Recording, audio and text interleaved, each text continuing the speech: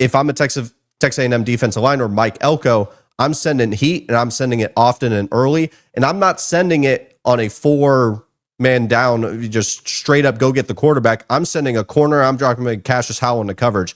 I'm making a young quarterback think as many times as I can.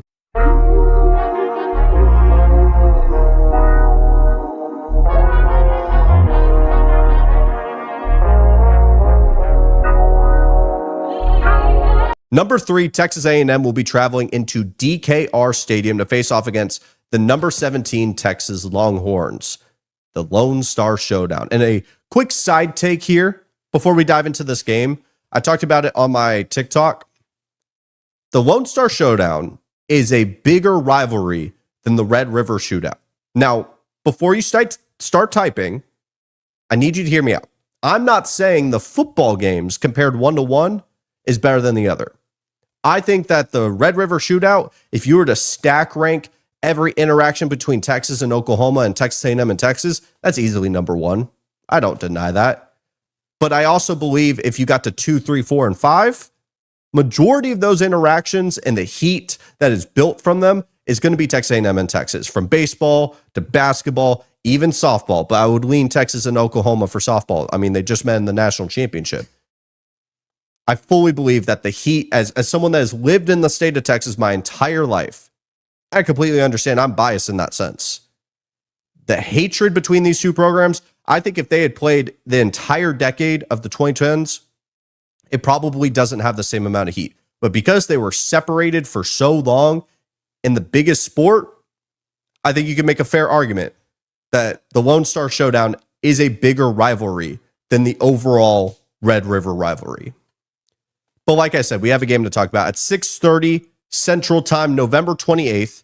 The first question, before we talk about anything else, in my opinion, who is going to make the first play on the special team side of the ball?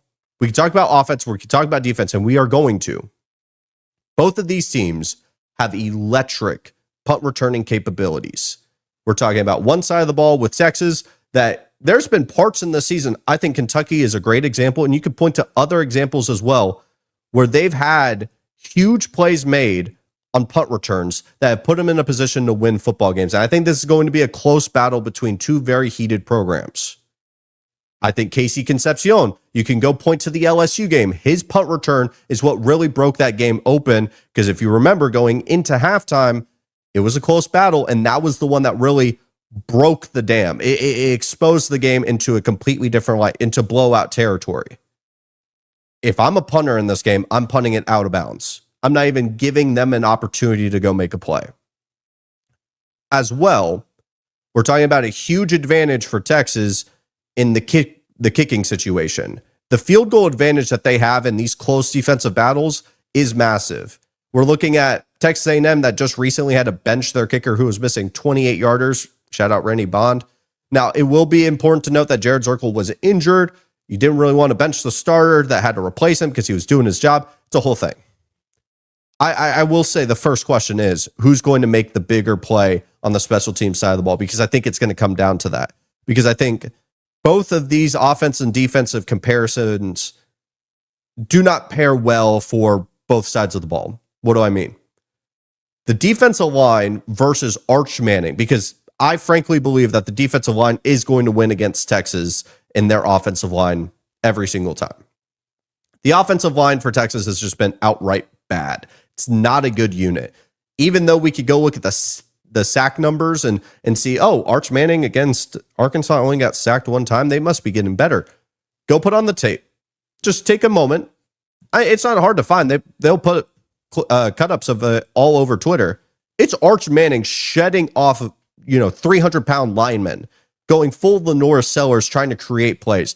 The offensive line is outright not good. And whenever Arkansas didn't just send 3 and actually sent 5, maybe 6, they were getting home. And Arkansas is not a great pressure rate team. So I fully expect Texas A&M, with a better talent roster and the best team at getting to the quarterback, is going to be able to get in front of Arch Manning, a quarterback that, if you put on the tape, is really feeling some of the scars of getting hit. There's a lot of, we're sitting back in the pocket and we're fading away, or we're worried about the pressure that's coming up here. and we're kind of leaning into our throws, which leads to a lot of balls getting sailed out. There's been a lot of those clips on tape that if I'm a Texas A&M defensive line or Mike Elko, I'm sending heat, and I'm sending it often and early, and I'm not sending it on a 4-man down, just straight up go get the quarterback. I'm sending a corner. I'm dropping Cassius Howell into coverage. I'm making a young quarterback think as many times as I can.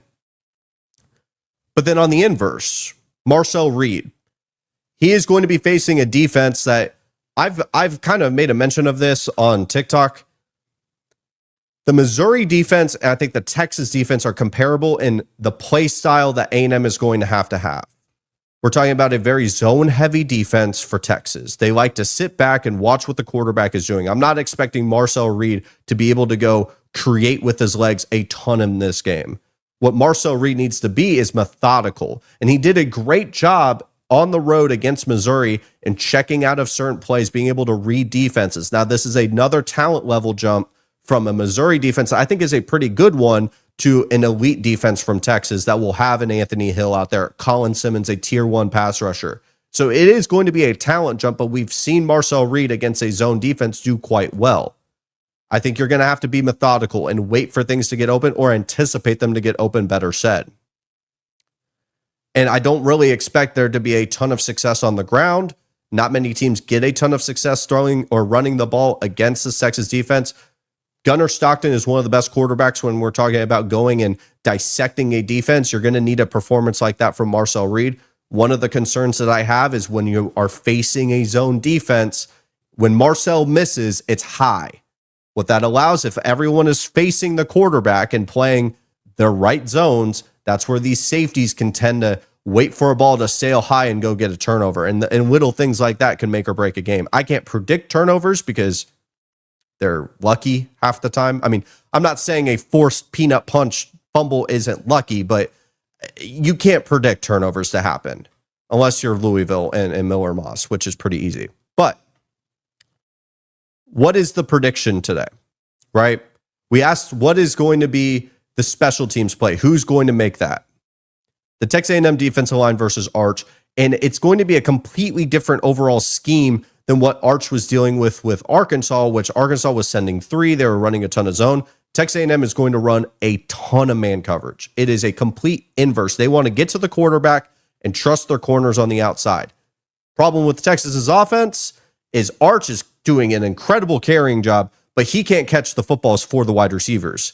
The wide receivers have got to make a play out here. And then Marcel Reed versus the zone offense, or the zone defense, better said, he's got to be methodical. It's got to be 8, 9, 10, 11 play drives. And can Colin Klein simplify the offense for him to get him comfortable in the spot? Because I fully expect a ton of energy and emotion to be on the A&M side of the ball. 2 things before we talk about the prediction. What is on the line for both of these teams? Number 1, Texas A&M, if they're to win this game, they're in the SEC championship for the first time since being in the SEC. Now, frankly, as someone that is a fan of Texas A&M football, you're not the most angry in the world for not making it to the SEC championship. Being a home playoff team that gets to go face off in the first round with one of the best environments is great. Personally, with A&M never making it, there's a little bit extra juice there. You throw in the fact that last year, 2024, Texas was a team that walked into your stadium, knocked you out of your SEC championship conversation, and set you to be 8-4. It's almost poetic that we have flipped the script into 365 days later, and A&M is now the team that could send Texas to be 8-4 after they were the preseason number 1 team in the country, had national championship aspirations, and their playoff hopes will be done forever, or at least for the 2025 season. Because Texas still has hope for the college football playoff. They still have one last gasp, one last, data point into their playoff dreams. 9-3, a win against a undefeated team, top 3, especially if they win convincingly. They could still find a way into the college football playoff. But the reason why I'm going to pick Texas A&M to win, spoiler alert, I'm picking them to win 17-13. Is because it is not a completely different Texas A&M team from 2024. Yeah, we have Casey Concepcion, we have Mario Craver, Jamarian Morrow, a true freshman, and some pieces on the defense. But there is so many pieces and critical leadership guys that have been there in 2024. They were in that building when you went to that locker room and half of the Texas roster went and stomped on your logo. It's one of those rare spots in college football, and I say rare because it is a dying part of the sport where it really does matter what logo you're wearing. It matters about the brand. With so many people changing in and out of teams, that has kind of died off in 2025.